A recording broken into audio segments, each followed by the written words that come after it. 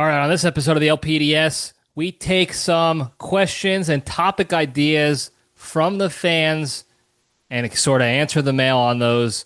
As you know, I'm still in Italy at the time of this recording. Got this done early, got your questions and your topic ideas early. We're going to run through them pretty quickly here. Plus, we got a little bit of a cage fact for you guys. All that's coming up right now.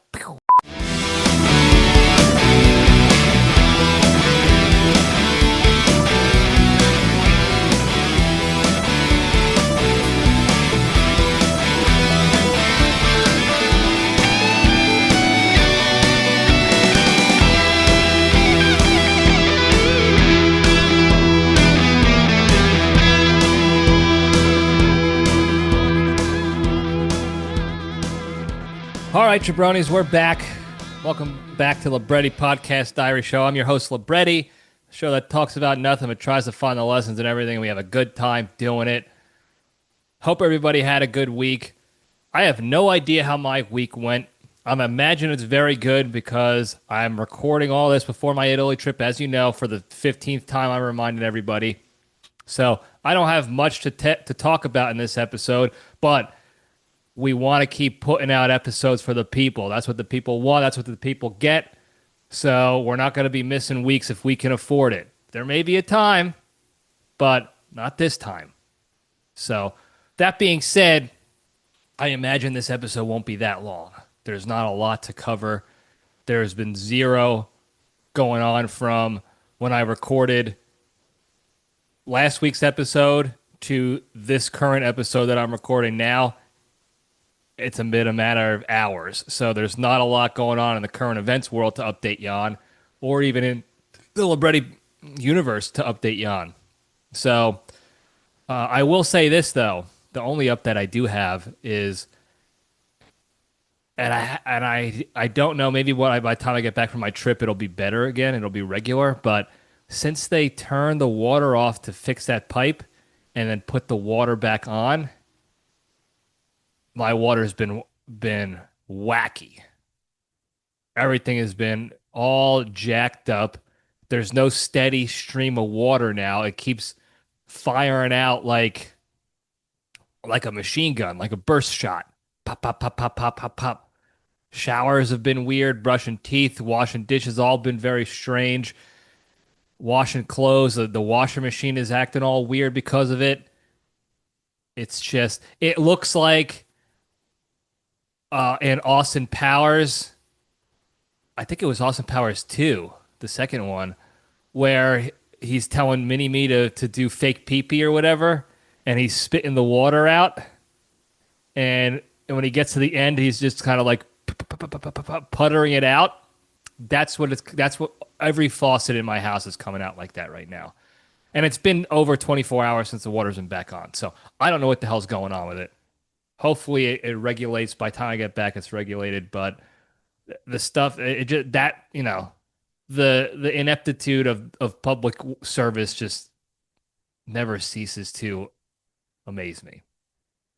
Anyway, with that, we're going to get right into the good stuff.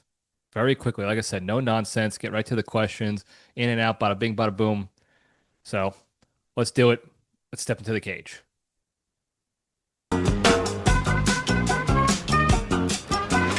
Okay, let's run. This week's Cage Fact is sponsored by the medical offices of Dr. Richard Gozinia, OBGYN. With a 4.8 Yelp rating, Dr. Gozinia has serviced more undercarriages than Ron Jeremy. To schedule your visit today, visit www.peekaboo.com and type in the promo code HOOHA for 5% off your first appointment. That's Dr. Gozinia. Promo code HOOHA. All right. I've heard good things about Gozinia. A lot of good experience. I think my mom went to him back in the day, but all right, here's the deal. You just heard that little clip from an old episode. One of the first sponsors we've ever had, and I think I added a little bit of the extra post-sponsor reaction. I don't have the brain bites this week to come up with multiple sponsors. I barely have the brain bites to come up with one sponsor a week. And as you can tell, they're not great. So we're just putting this clip in just to, I don't know, keep the streak alive, I guess, the sponsor streak alive. I don't know what you want to call it. I don't know even why I did it, but you got that. That's the sponsor this week, that old clip. So there you go. The Cage fact, very quickly. It's not surprising news. It's not shocking by any stretch, by any means at all. But I just read an article that 28 years later, and still one of the top action / sci-fi movies. It's a little bit of a stretch on the sci-fi, but still one of the top 5. A lot of lists have it as number 1 action sci-fi movie is still Face Off. And there are a lot of people out there that argue that that was Nic Cage's best action movie in general of all time that he made, let alone action sci-fi. Maybe I'm trying to think of movies that are sci-fi, but also enough. Like, what sci-fi movie isn't also action? I'm trying to think of maybe some older sci-fi movies that or some movies I haven't seen. But most sci-fi, science fiction, that is, in case anyone didn't know what that means, any science fiction movie that I see that I remember right now is also an action movie. So I'm curious about that little distinction there. But regardless, it's been almost 30 years. They're in the works to do the second one. Don't know when that's coming out, but still a top hit, a top action hit. And you know how I feel about Face Off. I did an entire episode reviewing it, talking about how crazy it is, how ridiculous it is, from start to finish. It was full throttle from start to finish and just an incredible film. So I'm not one bit surprised that it's still at the top of the list. So I just wanted to give Cage his flowers and even Travolta. You know, you gotta love, he's a weirdo, but he's a good actor. So that's it. That's the Cage fact. Moving right along. We might be in and out in 15 minutes, folks. That'd be crazy, right? Anyway, let's move over to the Junction. Spin the logo up. I polled the audience a while back asking for some topic ideas, some questions you might have, things you want me to talk about while I have the floor, I guess you could say. While I'm away and I needed some topic help to make it, a little bit easier for myself to record, to batch record all these episodes. So I got some questions. It's not much because a lot of the stuff, some of it was bad jokes and some of it was stuff I've already discussed. So anyway, we'll get right into it. This first question here, or request, I guess you could say, is this person wants the LPDS to rate the hottest girls that have OnlyFans accounts, the hottest OnlyFans girls. Who should we be considering wasting our hard-earned money on? Now, I enjoyed this question. It kind of made me laugh. There are some people, I don't even know if he listens to this show regularly, but there are people who do listen to this show regularly that know exactly who this is.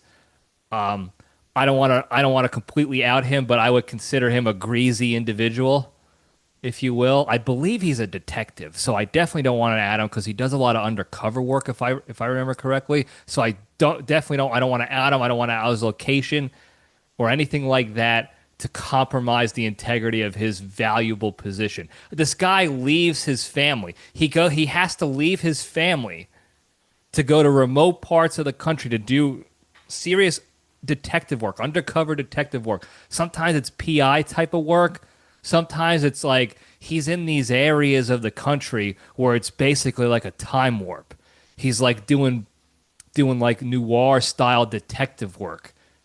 And the only accommodations he has are these like weird, like apartments above storefronts that the owners of the storefront let him, rent out with Murphy beds, and he's sitting there away from his family working these.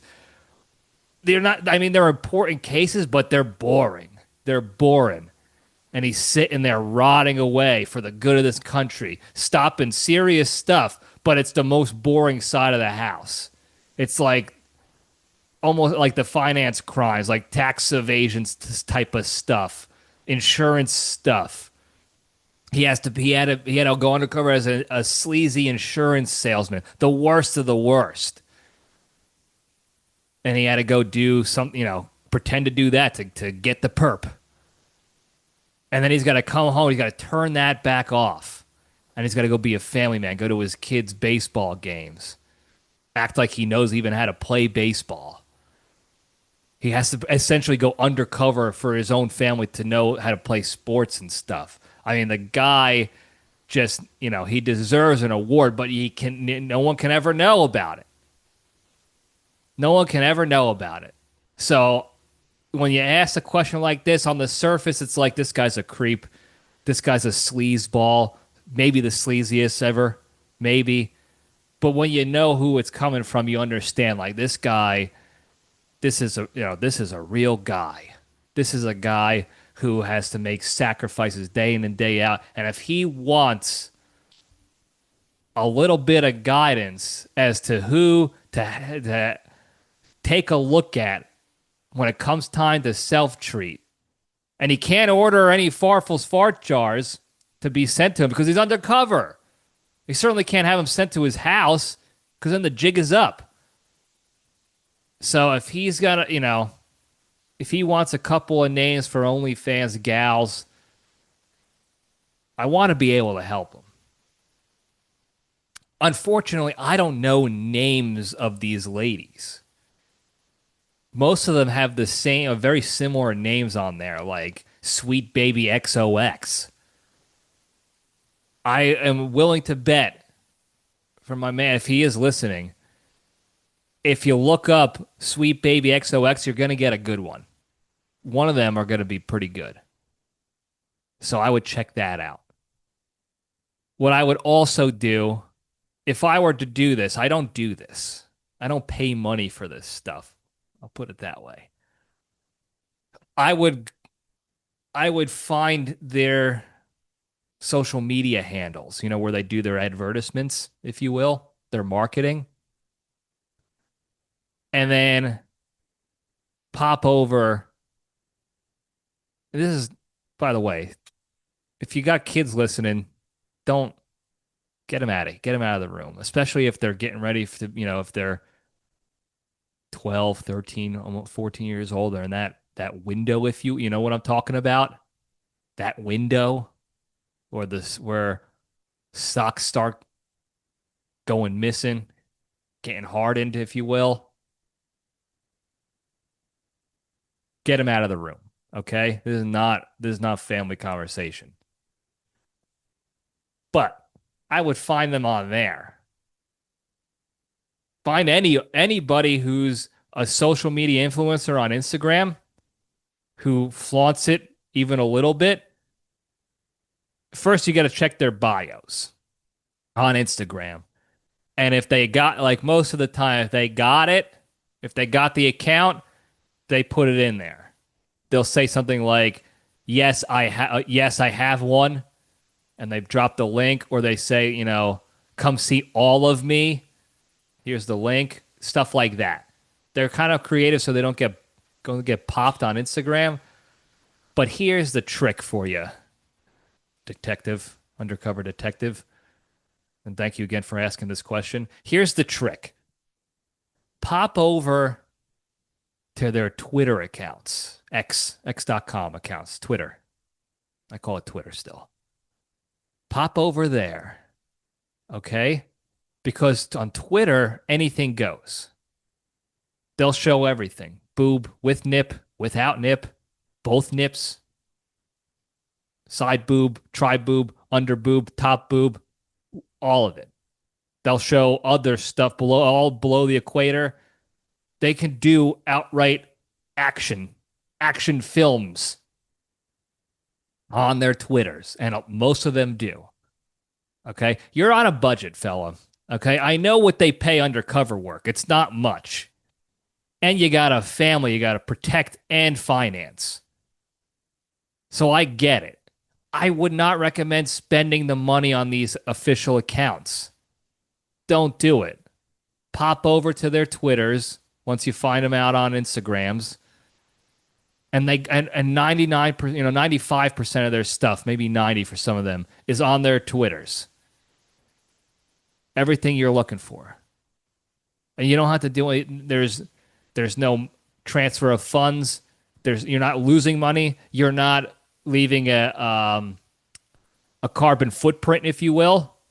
And I will. I keep saying if you will for some reason, and I keep willing. So you're going to be safe there.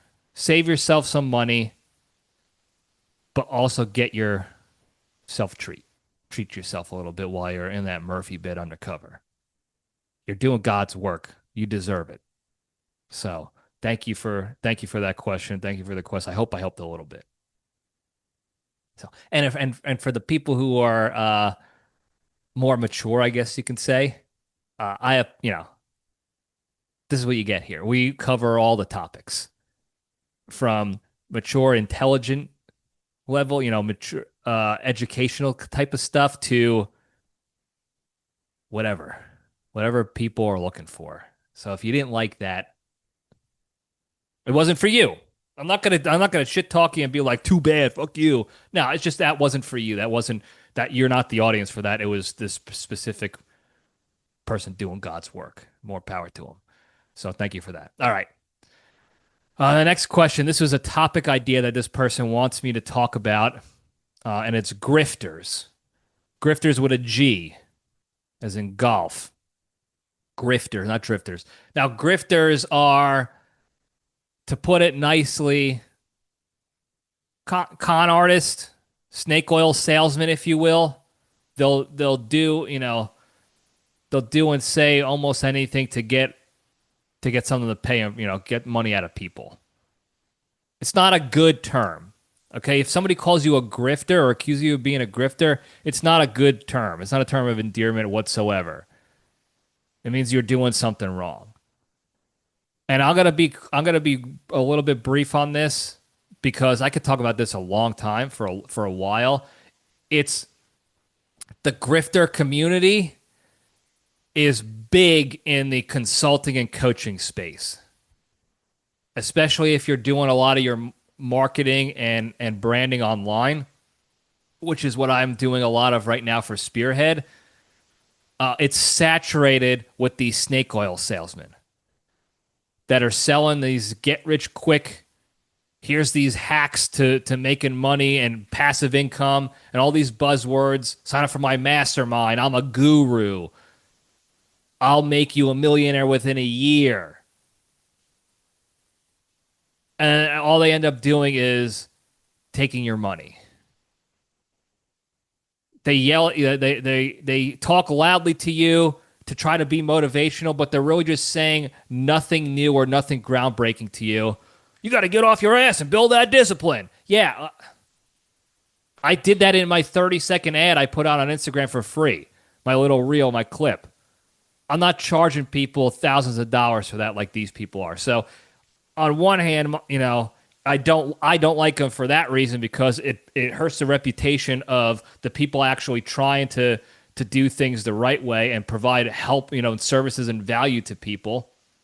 So, my insecurity, my ego doesn't like that. I push back on that because it's like, I'm just trying to do things the right way, and these people are creating a bad reputation. Now, when they hear the word coach or consultant online, they're like, oh, this guy's going to try to work me. So I don't like them for that. I don't like them more so because they're just, it's a sleazy, unethical, immoral thing that they're doing. Now, I try to give a lot of them the benefit of the doubt because the most of the time, I notice this on the leadership end too, when you see CEOs or even some local level politicians, not all of them. These days, most politicians become politicians knowing, like, because they can be corrupt and get away with it, but there's still some that go in with, pure heart and then get corrupted. So I try to give them the benefit of the doubt in that regard, as far as like, I don't want them being executed by firing squad for their crimes. I do want them to be held accountable for it, but I don't necessarily hate them as much because I can see the pattern. I can see the path, how a lot of these people get to become these grifting, sleazeball, unethical snake oil salesman types. I've known some of them personally. And I see how you can see how easy it is to convince the vast majority of people to believe something or do something anyway. So now if you have somebody in your ear, if you're hanging out with people, if you're spending time with people in your ear who are very suave in their language and are very convincing and they're charismatic and they build confidence in you in the beginning, yeah, you're going to start believing them and start following their lead. But if you're following the lead of a grifter, you're going to eventually become one of them. I see it happen a lot. You are the company you keep. And I learned that from a grifter who was teaching it to people as their, motivational speaker, life coach, business consultant, whatever you want to call them. Several speeches I've seen this guy give, on videos online and stuff, of talking about how you are the sum total of the 5 people you hang out with the most. So if you better hang out with people who have a good reputation and are success-minded and are going to help you, inspire you, and hype you up and get you to where you want to go. And you want to be a millionaire, you got to hang out with millionaires. You want to be a bum, you hang out with bums. And technically speaking, that's all correct. It absolutely makes sense. Now, you can go more in depth with it, and you can be a little bit more effective in how you articulate that. If you're going to charge people to listen to you speak on it, you should be able to provide more than what you can Google and get on YouTube for free if you want to actually have a valuable impact on somebody. But technically speaking, that's correct. That example, you are the company you keep. And it's true, so much so in the grifter community, because you have these people that come out and they want to provide value to people, and they see an opportunity to impact a lot of people with a low barrier of entry. Oh, if I'm an online coach of some sort or speaker, I can speak on stages in front of hundreds or thousands. I can coach a group of people online from the comfort of my own home and reach hundreds to thousands. And even more as I get bigger. Look at Tony Robbins. He's reaching millions worldwide. It's incredible what he's been able to do. So there's the appeal there. And you could start as small as I started with Spearhead. An Instagram page, posting videos, and DMing people. There's no barrier to entry in that world. There's no credentials you need to become a certified online coach or consultant or anything in that realm, in that self-improvement space, self-development, whatever you want to call it. There's no regulation on it. There's no anything on it like basically almost any other industry, essentially. So anybody could get into it. So if you are pure of heart and you have good intentions, that's a great way to start if you want to get moving. But then you want help. Most of us need help. So you look for people who have sort of done something like that before, and you reach out. Maybe there's, I did this before and I can teach you how to do it. And you start going to them, and then they're telling you who to hang out, how to hang out with people, and they hype you up. You got to value yourself. You're an important person. Be confident in yourself. Don't negative self-talk. All true things, by the way. And that's how they get you. They use correct, true statements, things that actually work to make you a better person, to get you under their thumb, essentially, to get you sticking around and paying more money and coming back for more. And then you see more and more that they start telling you, oh, yeah, this is how you invest in real estate. And if you do it this way and this way and this way, you never have to pay any taxes on it. You just keep leveraging all your this and that, and it works out great. And they're like, well, he's doing it, and it all seems to be above board because he's not in trouble, so I'm going to try to do that too. And then they're like, oh, you got to just sell courses to people. Don't waste your time actually mentoring. That's good. You take up all your time mentoring 3 people a day. That could be 500 people and by selling them a course, and you make more money. And they're like, yeah, I need to make more money for my family. I want that independence, that financial freedom. I'm going to do that instead. And then they start selling you courses on how to sell courses on how to sell courses. And it becomes this, not even a pyramid scheme. It just becomes a I don't even know what to call it, just a giant scam. Because it's not pyramid scheme where it's like they sell you the course and you go sell the course to somebody else and then that original person gets a kickback. No, they just tell you like, hey, you want to be rich and independent, independently wealthy and generational wealth and all these buzzwords. And they go be a coach. And they're like, okay, what do I got to do? You got to get this. You got to make a course, and then you got to sell the course to people, and then you have one group call a week to yell at people for not being disciplined and not taking action. And they're like, okay, so I'll sell them this course. It's a PowerPoint. You can make one on Google Docs. You can make one on Kajabi. You can record your voice as a narration on the back. Like, there's a lot of different ways to do it. And they just sell the course. And what does the course tell you to do? The course teaches you how to start your own business selling courses. So all they're doing is creating more of themselves. So that's why, again, long story longer, I can empathize with the path to grifting. That being said, and we're actually going to talk about this if you go to episode 4 of the Libretti Leadership Lab, we talk about values.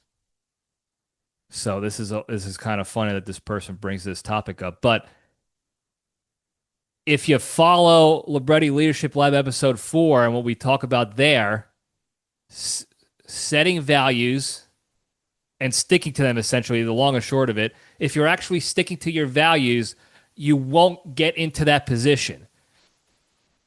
Because as you start to live in that world and you start meeting these people who are actual snake oil salesmen and con artists, your values, your bowling alley bumpers, your guardrails are up there, and you're gonna hit that, and they're gonna be like, "Hey, well, the alarm's gonna sound. Hey, this is right here. This is as far as you're going, unless you want me to put this guardrail down." And you compromise your values. But if you have a true understanding and grasp of those values, and you stick to them like life and death, black and white, no questions asked, you're going to know when these people are showing their true selves, and you're going to be like, now it's time to find a new crowd. It's tough because they get you. They convince you that this is the good crowd. All of us are super rich. We have these mansions. We have helicopters. We have airplanes. We have boats. And we have a mastermind discussion about everything. How to be in a relationship. How to get divorced. How to manage your money. How to not pay taxes. How to stack cash. How to buy guns. All these masterminds, because they're all masters of it. And then when you actually ask them for their credentials or any sort of actual experience, they're like, well, I've been divorced, so I know how to get divorced. Or I know how to be in a relationship now because I've been through 5 of them. All right, what else you got? You got leadership experience? Yeah, I run this program. Okay. this program is not really leadership. It's just selling courses and stuff, or trying to upsell. Come into the group. We're going to give you the basics. Oh, you realize the basics is just Google stuff, information I got from Google? Well, if you pay me more money, we can work one-on-one. I'll give you more than the Google. And then that's when you realize, oh, these people their focus is on money and not on values. And they keep saying that they're trying to impact as many people as possible, but at the end of the day, they don't have, like, their results are, they got a lot of money and they love that and it's great.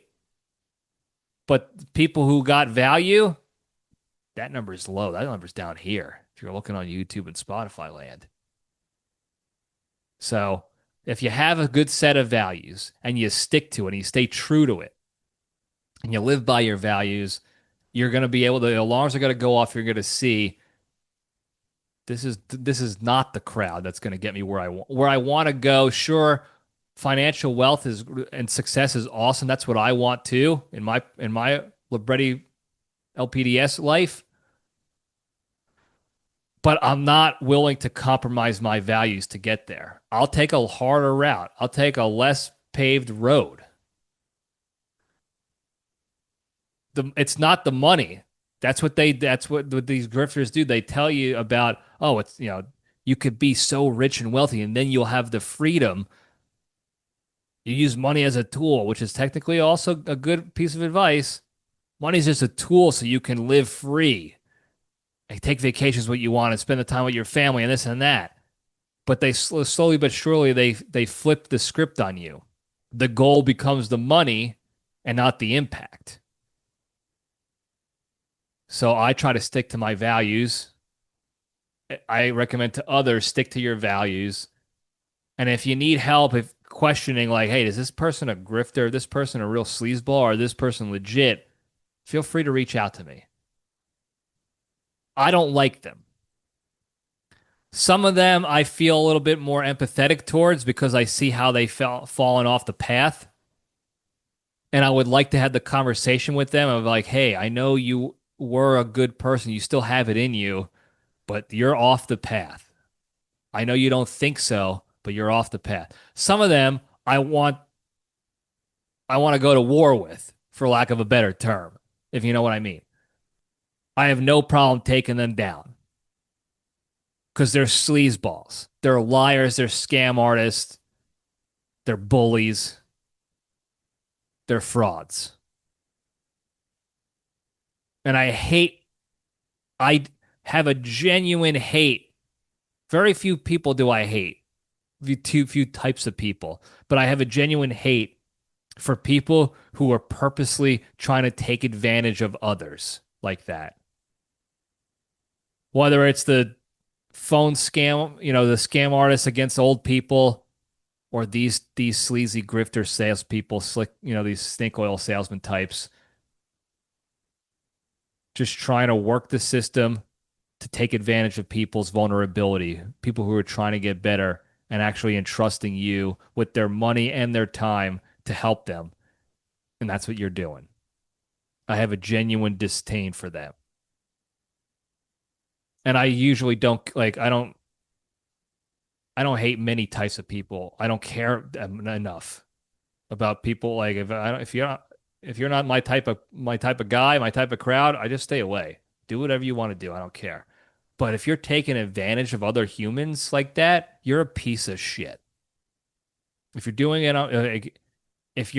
it for the purpose of preying on the vulnerable, you're a piece of shit. And I have no problem calling them out when I see them. They all use the same bully tactics, the same denial, gaslighting tactics. Even when you call them out professionally and with courtesy, they use the same tactics. So if you see these tactics, you're probably dealing with a bullshit artist. First they say, oh, I want all feedback. I'm just trying to get better for you guys. Okay, you give them feedback. That's not true. The first thing that they do is push back. That's not how it is. You don't understand why we do this. We do this for a reason and this and that. Okay, give me the reason. It's none of your business. Pay me more money and I'll give you the reason. And then they start, well, we don't need that negativity in this group. If you're going to be negative and bring that toxicity into our good group, you're going to be gone. And then they kick you out, they block you, they shun you, and they shit talk you behind your back. You want to be a negative piece of shit asshole like that person, we don't need you. It's very cult-like. And then they'll do it even on public to act like a tough guy.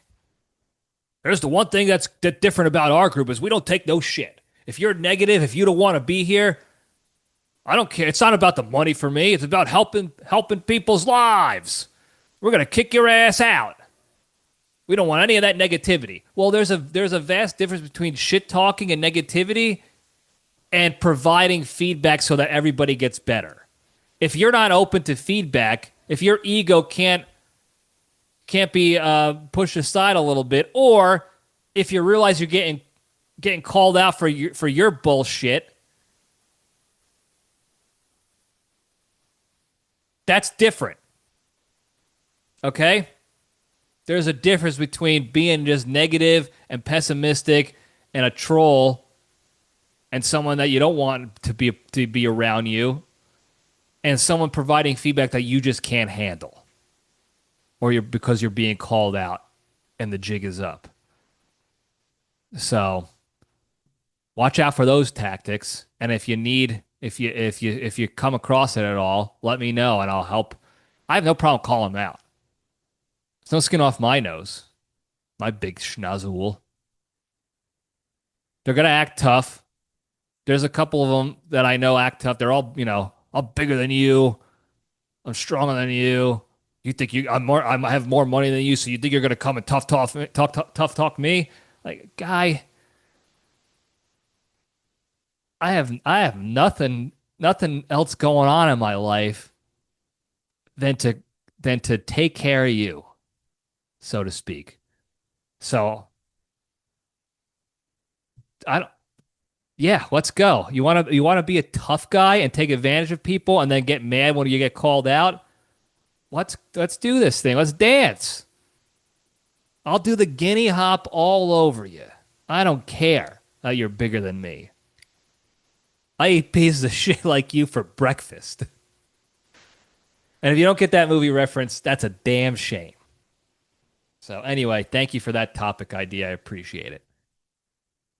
All right, this next person, funny. They just said, give us a Euro travel vlog. Listen, this person I'm going on the trip with. So thank you for that contribution.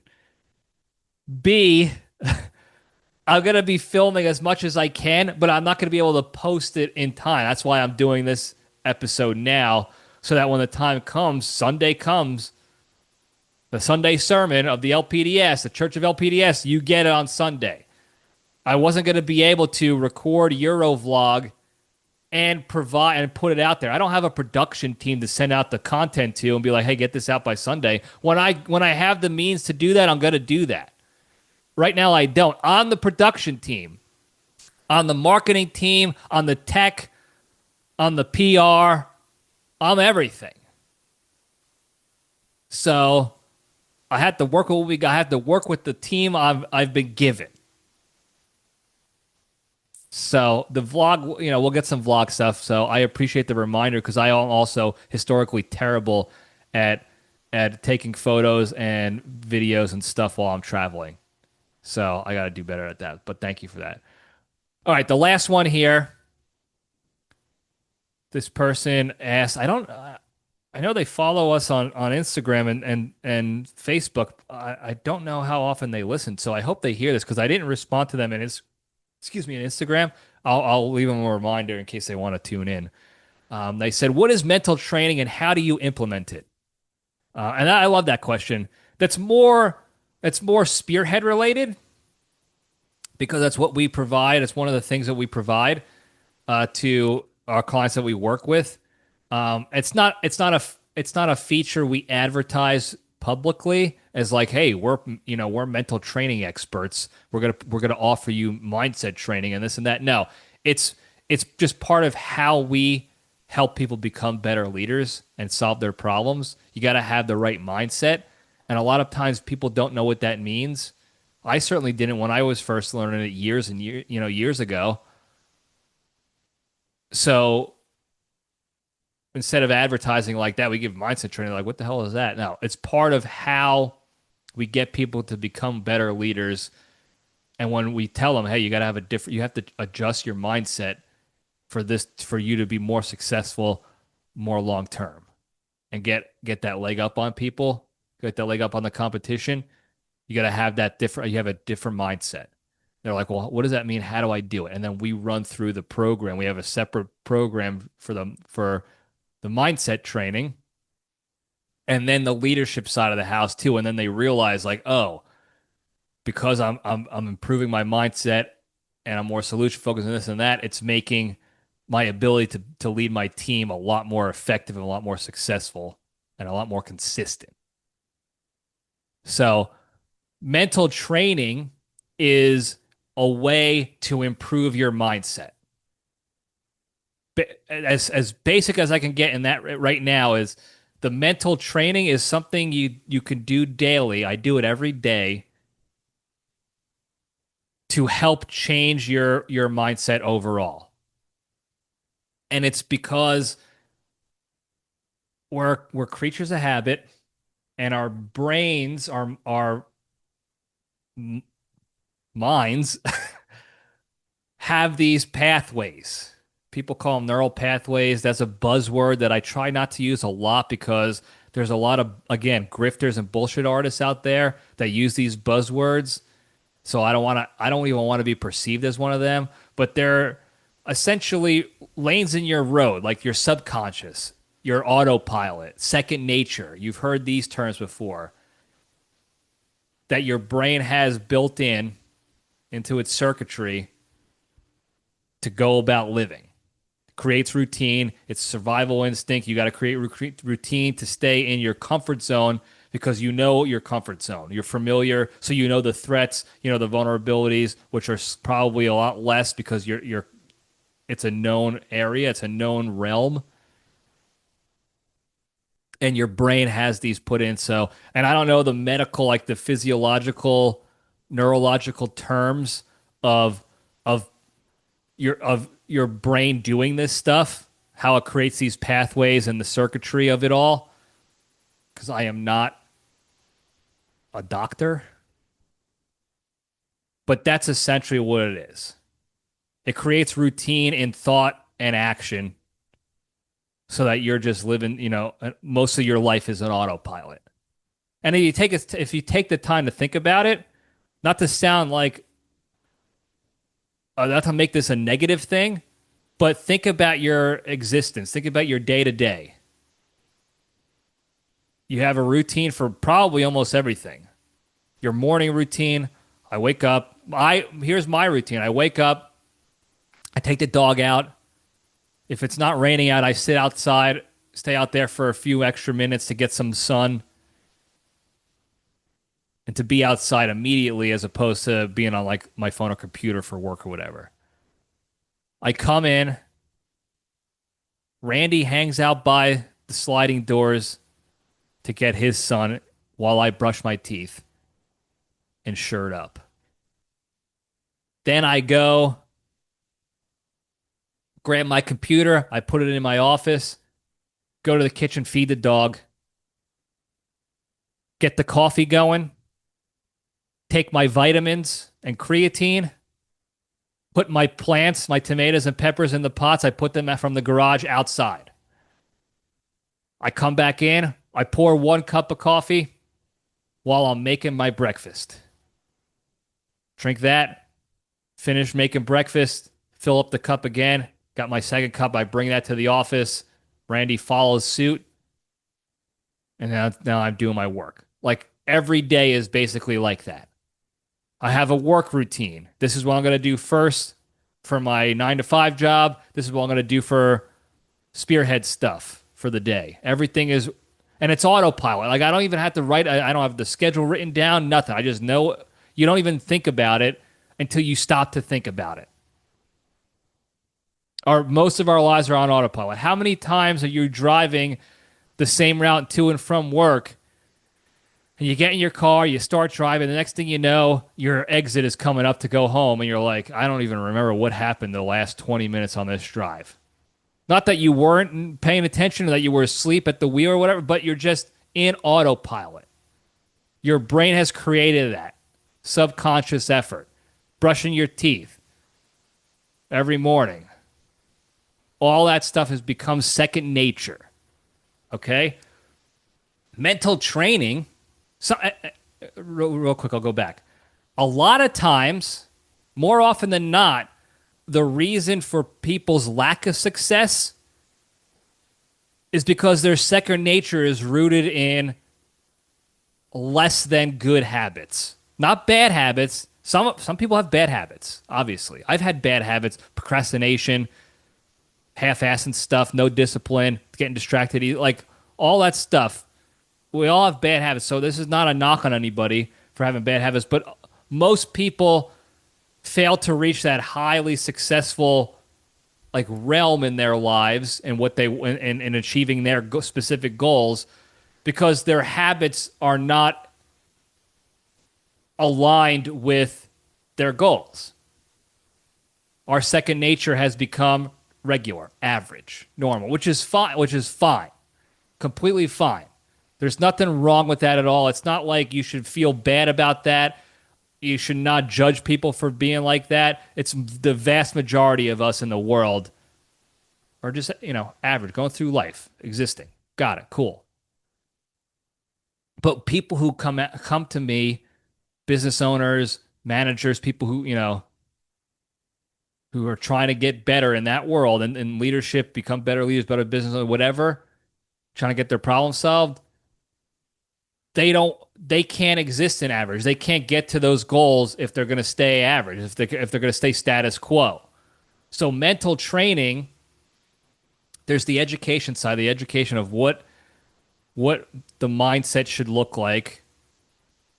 And we have a whole course on that, on the different ways of thinking and why it's like this and the patterns you should be looking for in your life to actually reach success. And here's all the science that it's based on. This is not mumbo jumbo shit. It's all based in science with study, like very, very corroborated studies to show this is how you not overload. This is how you build these patterns. This is how you execute and all this stuff. It's very in depth. I'm very proud of it. Of our, that we've created something so good, not so quickly, but so good already. I can't wait to get more people on board with it.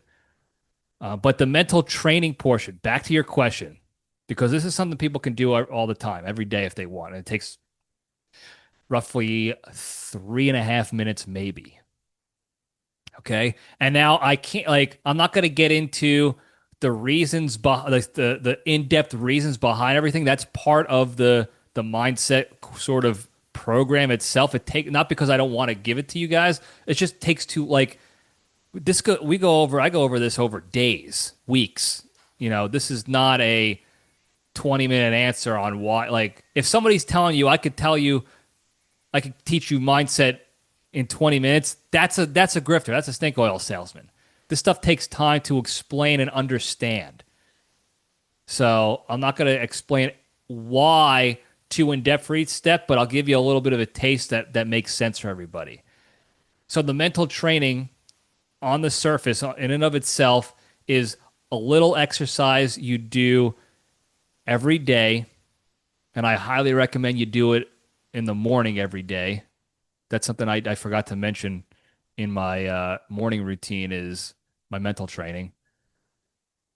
Do it every day, 3.5 minutes maybe, and it starts to change your circuitry in the lanes in the road in your brain on what becomes second nature. And in the beginning, it you don't feel any different. In fact, most of the time people think it's silly, and I get it.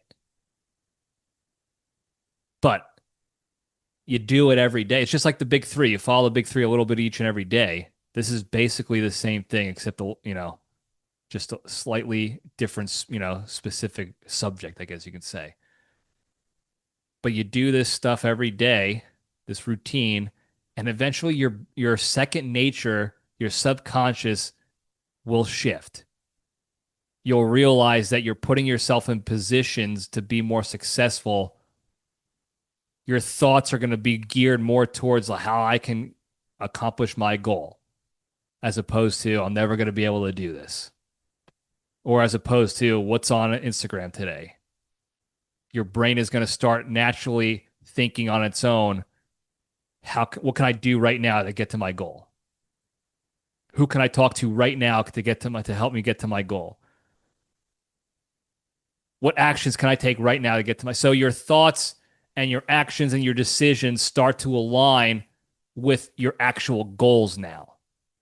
And that's the key to actually reaching your success. It takes a while. There's no timeline for some people. It takes less time, but it creates a consistency of successful action and daily habits. And that is really the key to actual success. It's the right habits done consistently. So this mental training is one of those habits. And it consists of what is called a centering breath. This is not mine. This is a doctor of psychology I've been working with for a while. Incredible talent, incredible business performance mentor and sports psychologist. And he's been studying this stuff as a doctor for over 2 decades. He's worked with the best. He's an incredible individual. So none of this is mine. I'm not claiming this. I'm not trying to steal it and claim it as my own. But he's created this process that is the most in my experience so far, what I've tried so far, this is the best out there. This is the best mental training process out there. So it's a centering breath, and its intention is to take that LPDS step back and get your mind focused on the next task at hand. And it also slows your heart rate down. So it's 6 seconds inhale, and it's 6 seconds because if you're inhaling for 6 seconds, you're more, 99% of the time you're gonna get air in your diaphragm. Okay, then you're gonna hold it for 2 seconds. 6 in, hold for 2, 7 exhale, 7 out. Now that clears your mind a little bit, kind of hits the reset button, and it also slows your heart rate down.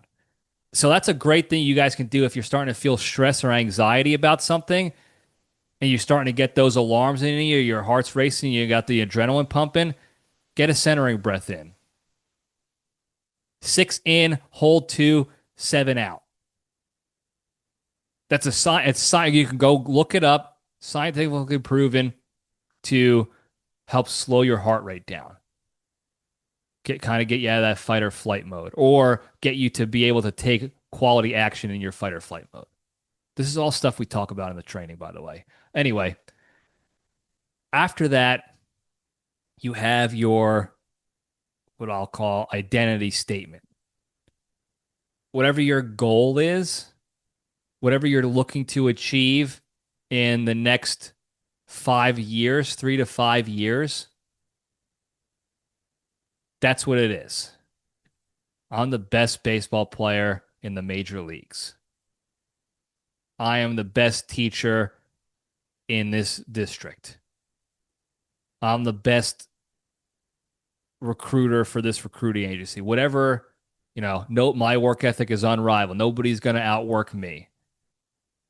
I am the total package male, and every total package woman wants me. Something like whatever your goal and your identity statement should be a statement that hits what you want your life to look like in the next 3 to 5 years. And it's gonna sound crazy. You're gonna write it down. You're gonna be like, "Oh, there's no way I'm getting to this." But you have to write it down initially, the first time you write it down, it has to be as if you already are that. I'm the best leadership coach and consultant for businesses and individuals in the country, and I'm a multimillionaire. You got to write it down as if it's in the present tense. It's already happened. Okay? Once you have that written down initially, each and every day, you don't have to rewrite it. You can if you want. It's definitely helpful to get that little tactile motion ingrained in your brain. But you also want to say it out loud. Not in your head, out loud. Look at yourself in the mirror. In the beginning, that's going to feel super awkward and uncomfortable. Talking to yourself in the mirror, seeing you talk to yourself in the mirror, saying things like that, it's very weird and uncomfortable, especially if you have a history of negative self-talk. And I had a history of negative self-talk. If somebody talked to me, and I said this before, if somebody ever talked to me in public the way I used to talk to myself, I would have beat the ever-loving shit out of them. No question about it. You don't talk to me that way. Only I talk to me that way. That's how it was. So it's going to feel weird and awkward, and it sounds silly and stupid. I know some of you are thinking right now, this is ridiculous. This is woo-woo shit. This is stupid. This guy's psychotic. Got it. That's fine. If you don't want to believe in it, that's fine. That's okay. I'm not going to judge you for it. It does sound silly. And there's no way you're going to believe it's in the beginning that it's true. I'm not the best leadership coach and consultant for businesses and individuals in the country right now. I'm probably not even the best in my county. But I don't care. Because I'm going to be. And I'm convinced every single morning that I'm going to be, and that I am. And it's no longer uncomfortable or weird for me to say that. I certainly don't care if people are judging me for it.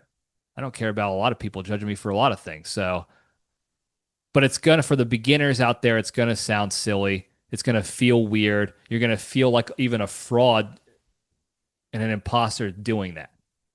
But that's okay. Feel that way. Keep doing it. It'll feel different eventually. Okay?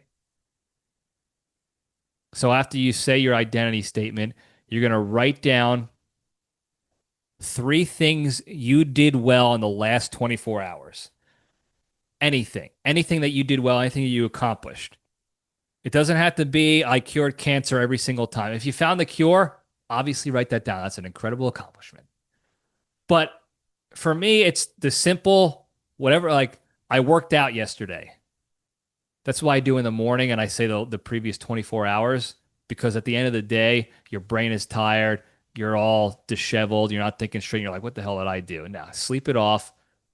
Think about the last 24 hours from that point, and what did you do? So if I did mental training the day before, if I didn't forget to do it, I'm writing that. I could be writing that down as an accomplishment, as a done well. I did it. I worked out this day. I wrote in my journal. I posted a reel on Instagram. I DM'd 15 people about Spearhead. 3 things you did well.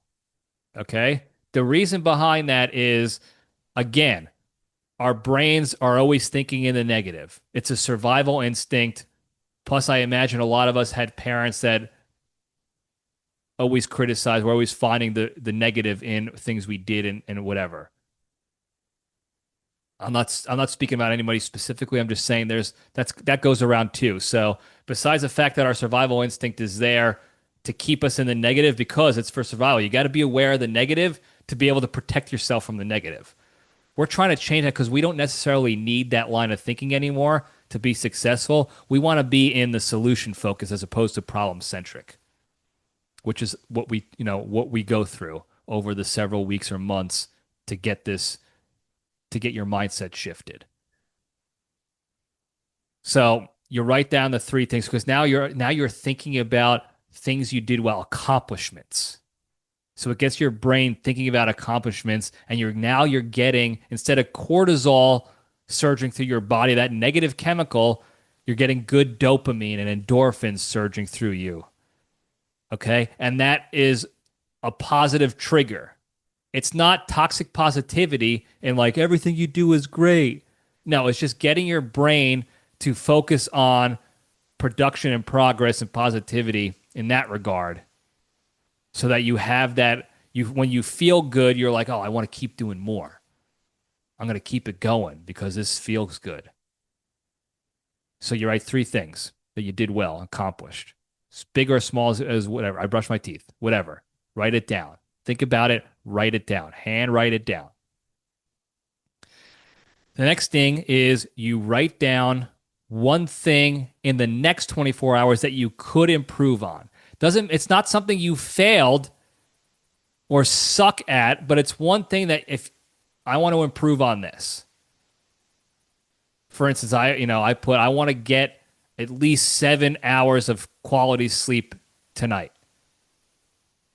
I want to organize my garage a little bit better. I want to get that cleaner. So you write down one thing you can improve in the next 24 hours. I want to spend less time on my cell phone during the day. Okay? Write that down. Then you're going to write down one action step, one process step that you will take to help reach that improvement goal. I want to get 7+ hours of quality sleep. Okay, I am going to go to bed no later than X o'clock p.m. I want my garage to be cleaner. Okay, I'm going to unpack 1 box today in my garage to make it cleaner, make it more organized. So you write down what you want improved, and you write down one process step, one action item to help you get to that improvement. Then you go through your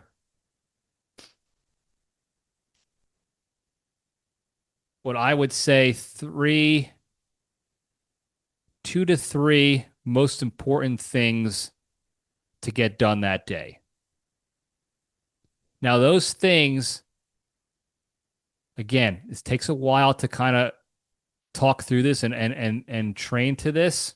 So I'm going to try to be as brief as possible and have it still make sense. You should have a personal and professional product goal for the next year, not the next 5 years. We go for the next year first, okay? And it should be a decently big goal, but an achievable one. The whole idea of like reach for the stars, even if you miss, you'll land among whatever. Reach for the moon, if you miss, you'll land among the stars. Whatever that is, like dream huge. Even if you fail at your huge dream, you'll still accomplish a lot. That's malarkey in a 1-year term, in a 1-year window. It's scientifically, it doesn't actually prove anything. It's not true at all. In fact, if anything, it's the opposite. Because you're like, oh, I want to make $1 million by the end of this year.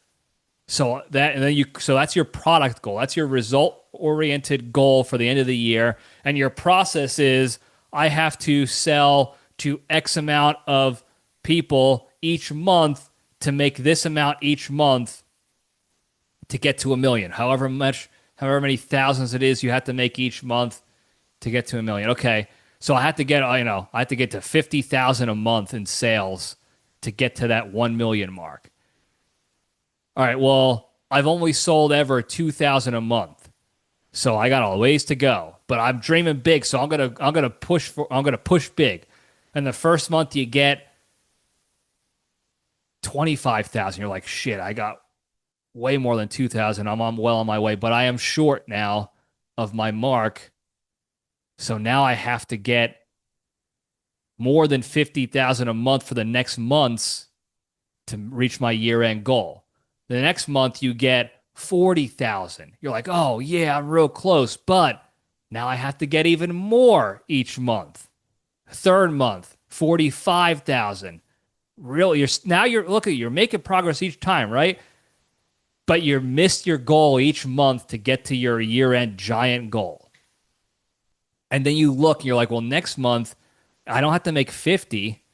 I have to make 100 because I'm so far behind.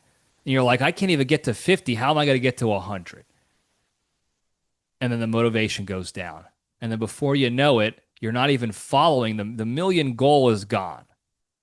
And then you have 8, 9 months of working without towards no goal. So in a year time frame, the dream big is not effective. The 5-year goal, dream big. That's a different story. You dream big. The 1-year goal, and that coincides with this mental training, dream considerable but attainable. Don't dream something that's you're already doing. That's not like you're not. Then you're just doing. I want to make 100,000 this year. It's like you already made that. What else you got? So raise the bar, but keep it attainable in the 12-month period. Okay. So you want to have a personal and professional. And if you want just personal, if you don't have, keep it just personal to start out with. If you're listening here, product goal, quote unquote product result. What do you want? I want to own a Porsche by the end of the year. I want to buy this kind of Porsche SUV. Okay. From there, you pick your daily activities. One of those activities should be working towards achieving that personal product goal. It's called your process. Okay. And those daily activities are your process goal. So you got to create the process off of your product goal. You got your goal. I want to make 170,000 this year in my business or whatever. Okay. What's the process to get there? Oh, well, I got to do product development and I have to DM and get outreach to prospects and lead generation. I have to get more clients to make more money to reach that goal. Okay, what can we do every day? A little bit so that you stay consistent on that and you're still making progress. You don't have to do it all. It's not like I got to go call 100 people today every day until I get to it. No. You simplify it. You chop it down. You neck it down to keep it as simple and basic as possible. So you can get it done and achieve actual progress each and every day. Okay? Now, you're not going to achieve progress in your product goal each and every day. And that's where a lot of people quit. They see that like, well, I didn't make any money today, but I reached out to 10 clients or 10 prospects. I made zero clients, zero sales. So I failed. No, your process and your product are different. So you create these 3 action items, 2 or 3 action items that accomplish your process goal, both personally and professionally. I say 2 to 3. There's a reason behind that. It's your channel capacity. Most people, the vast majority of the people really can't do more than like 4 things at a time. The multitasking community, that's been pretty easily disproven as like not a real thing. People who say they're multitaskers are really just good at like doing one thing very well, very quickly, and moving on to the next thing very well, very quickly. They're still linear.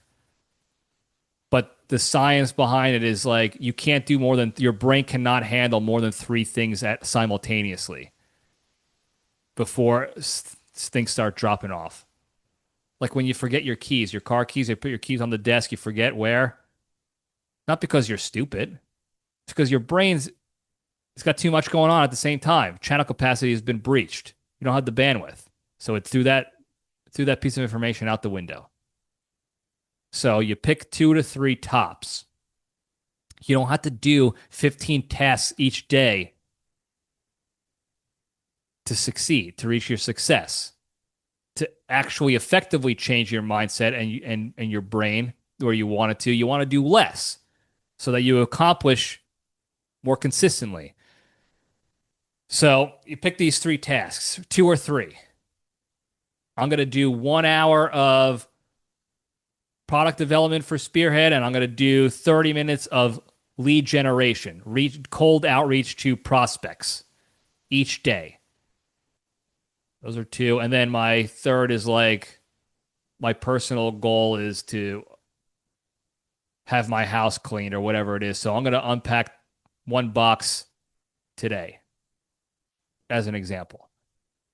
And you write those down, okay? The next part of mental training is your visualization. This is actually becoming a long episode, of course. This is what I do. Anyway, your visualization. Now you have, again, this takes a while to actually go through and educate, but you create a vision of your self-image moving forward. And if anyone is actually interested in this, if you're in the LPDS universe, reach out to me and we can talk more in depth about it to be able to actually do this better. This is just a glance, okay? It's just kind of showing you what I do every day and what works every day. You have your vision of self-image, essentially, is what it's called. It's like you write down initially what you want to see in different aspects of your life. You know, your family, your business or career, your personal health and wellness, whatever. And you take 30 seconds to visualize that. So I got my idea, my notes on where I want my business to be and how I want to be living my life fully in the business and Spearhead. Then I got what I want, like my family and personal life to look like with wife, kids, vacation homes, this and that. And then I have my personal health and fitness side of things that I visualize, like what a 6-pack and still looking fit and healthy and able to move around even when I'm older. Your vision is self-image. And you take 30 seconds. I break it down into those 3 sections and I take 10 seconds each, but 30 seconds total for this thing. And you can close your eyes, but you just sit there and you visualize it as in the first person point of view. So I'll have a vision of me on my computer in a different desk, a stand-up desk I got my tech gear around that I record my stuff in, and I have my computer and a bigger monitor behind me that I'm talking to my clients on here, and I'm visualizing myself on a stage speaking to people as the first person. I'm looking at the stage right now, and then I got a visualization of me sitting on the porch of my beach house with my family. I got my nieces and nephews coming out running, and my whole family comes and visits, and we visit this house. And then I have a visualization of me looking in the mirror at the gym and seeing how I'm as toned as I want to be, as cut and fit as I want to be, and as healthy as I want to be. And that's what I look at every day. I close my eyes and I visualize that. 30 seconds. The next thing, you take 30 seconds to visualize you completing those 3 processed goal tasks that you just wrote down. The product development for me, the client outreach, the working out, or unpacking a box, whatever the third thing might be. And you close your eyes, you visualize doing those actions each day. Then, after that, you repeat your identity statement. I'm the best in the business at this and this and this. Nobody works harder than me. Nobody's fitter than me. Nobody's better with women than me. Whatever it is. You repeat it out loud, like you're having a conversation with somebody in the mirror or not in the mirror, whatever. Just say it out loud, and you finish with a centering breath. 6 in, 2 hold, 7 out. Now, it took me a long time to explain that, because I wanted to give you some context so it made sense to you guys, and I hope it did a little bit. But if you break it down really quickly right now, centering breath, 6 in, 2 hold, 7 out. Say your identity statement out loud. Write 3 things you did well in the last 24 hours. Then write 1 thing you want to improve in the next 24 hours. Then write 1 action process step that you can take to get you to that improvement of that thing. Then write out the 3 action items you're going to do to accomplish your process goals that are aligned with your product goals. Then you're going to visualize your vision of self-image, your overall big picture, what you want your life to look like, 30 seconds self-image. Then 30 seconds visualization of you attacking those process goals, those daily process goals to accomplish your annual product goal.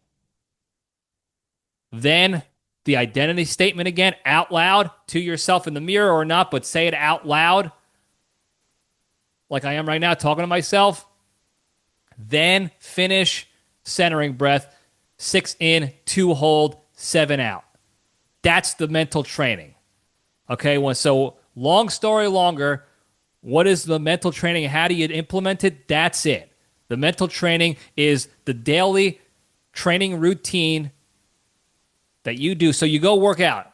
You go do bicep curls, you go do squats, you do cardio, whatever. You're working out each and every day so that by the end of the year, you're accomplishing your fitness goal. So you have a 6-pack or you're going to this bodybuilding competition. Whatever the goal is, you're training it, you're implementing every day is the gym routine you have, right? This is your brain's gym routine every day to get to that goal, to get to that 12-year brain bodybuilding competition goal that you want to get to or whatever it may be, whatever analogy you want to use. That's how you implement. That's the exercise of every day to your brain's a muscle. So you're just training that muscle this way, creating that pathway, strengthening those pathways that you want, those success leadership-minded pathways to get to where you want to go. And I love talking about this stuff. I don't know if a lot of people in the LPDS universe like listening about this stuff or even consider me a credible source. I know there's some of you out there who are listening right now and are like, who does this guy think he is, thinking he can teach people this? Like, this guy's a joke. Got it. That's fine. You don't have to believe me. That's okay. Like, you don't have to listen to this. But I hope some of you enjoyed that portion. Like I said, I love talking about this stuff. It's one of the reasons I started the Libretti Leadership Lab, because that is an avenue where I can talk about this stuff to an audience that 100% wants to listen to this stuff. I don't know if 100% of you want to, and that's okay. There's no judgment here. But somebody in the LPDS universe asked, and we're answering the call. So if you want more about that, that's what the Leadership Lab is for. That's where I got to talk about that more. And again, I have, like, if you want to talk to me about it one-on-one, we could talk about it all day. I'll do that too. It doesn't have to just be on a camera or whatever. But I do that every day, rain or shine, no matter how I'm feeling.